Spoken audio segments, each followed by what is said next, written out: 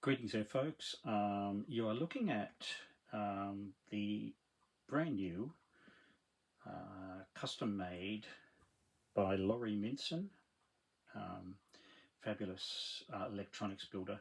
Lawrie's from Tamworth, and he makes single effects, all analog, all hand wired. This is a multi-effect unit.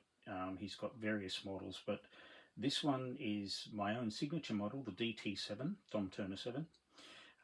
Which has 7 different effects, but I'm just going to work through them. I'm playing through, underneath you can see a Fender Super Reverb, the Tonemaster version that I use live most of the time now. And I'm using a Burns Bison, which is kind of like a Stratocaster type guitar. You can't see me, which is not a bad thing, but you can see the effects. So I'm going to walk through from left to right. So we've got the Bunyip, which is a reverb. I have it set because it is my particular model that I discussed with Lawrie, because I use reverb all the time, but it is an option to have it off and on. So it's push-pull off, and I've got to push it on, and there it is. And it's a really lovely sounding reverb.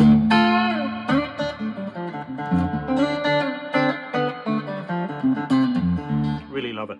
Okay, so that's the reverb. I'm going to turn that off just for now. Now we're getting into the delay, and I have had a special request from Lawrie. He set it up for me. I like to have a slapback delay on all the time, plus the option of adding a separate delay, which is you know, maybe sort of a longer delay. So Lawrie set it up in here, and we've got the 3 settings here: feedback, mix, and time. The mix is up. If I press it down, it's a slapback delay that's on. You can open up the back, and there's trim pots in there to adjust the settings on that. But Laurie's got it set the way I really like it. So that's got a slapback delay. Now it's a gecko. The gecko is the feedback. So I'm going to hit the feedback, and I've got the slapback on, as you can hear. I can turn that off if I pop it up. So I'll turn that off just for now. So feedback, there's a mix, and there's a time control, obviously, and how much feedback I want.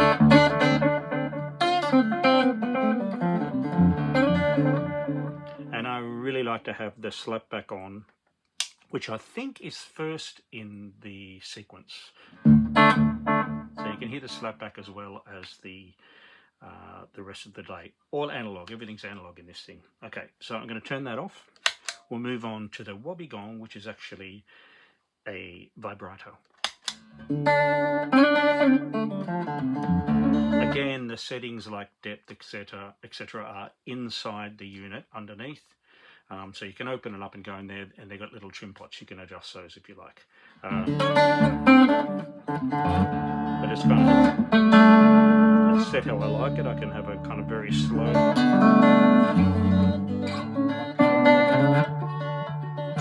setting if I like, or fast to kind of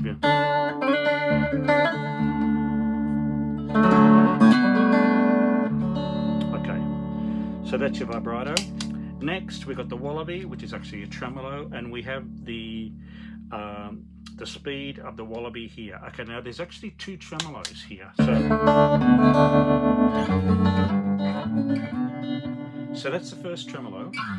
It's got a push down on the speed, and you'll see the color change then. Okay, so that's like a yellow to a pinky color, and it's kind of a much deeper tremolo. So I'm not sure if there's trim pots inside. Once again, possibly the setting for that one, the depth is a lot stronger. So that's with it up, and that's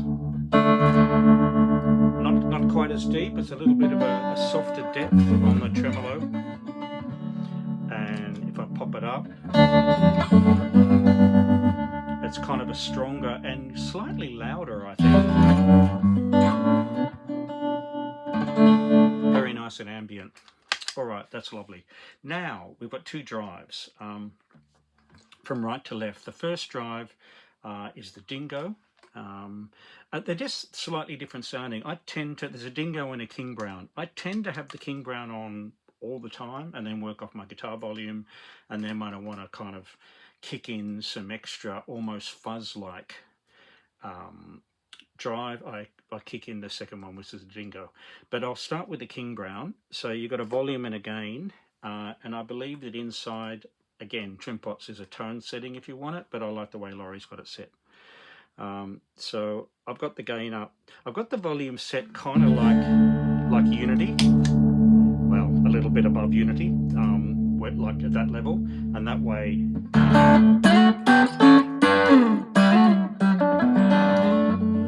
it's a beautifully transparent. You can hear I'm not losing any bottom end. I'm probably gaining a bit more than losing it.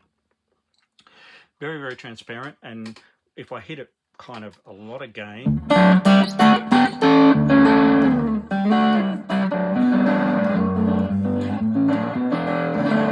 it's very amp-like and it's very responsive to picking.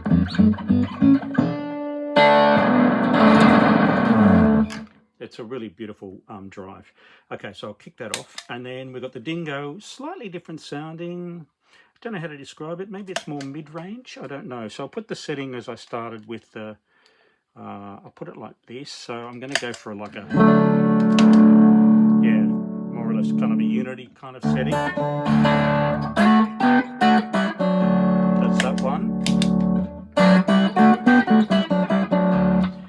Find the King Browns maybe got a little bit more bottom end to it, I think, and maybe a little bit less.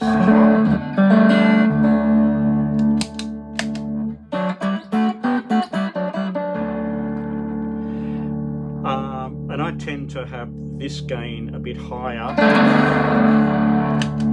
so I might have that one on, and then when I want to,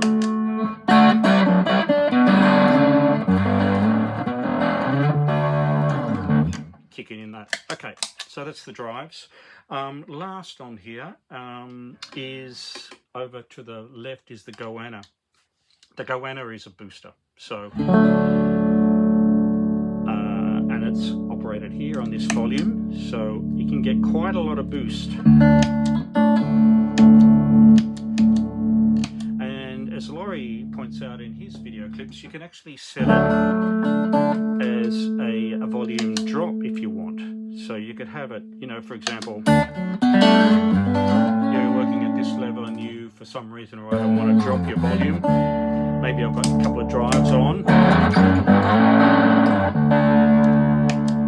and that'll drop it down. So you can kind of work in reverse as well. You just work out where the Unity setting is.